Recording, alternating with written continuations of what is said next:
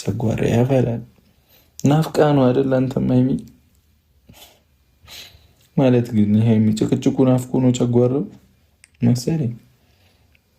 ግን ቤተሰብ እኔ በቃ ቅመሜን ነው የምፈልገው። እኔ ምንም አልፈልግም። እንዲህ እያልኩኝ ካልተረዳችሁኝ፣ እሺ የቱ ጋር ልከፈልሽ? ምን ላድርግ? ምንም ማድረግ እኮ አልችልም። ለማንኛውም ከካሜራማን ጋር ቀስ ብለን ቅመሜ ጋር እንሄድና እንኳኩተን ያለውን ነገር እናሳያቸዋለን።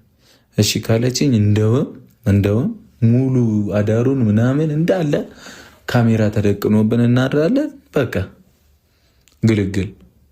ችግር ካለ ከሰሱኝ አልኩኝ እኮ በቃ። እንዴ ከኔ በላይ ቅመሜን አትቀርቧትም እንዴ? ማን አላት?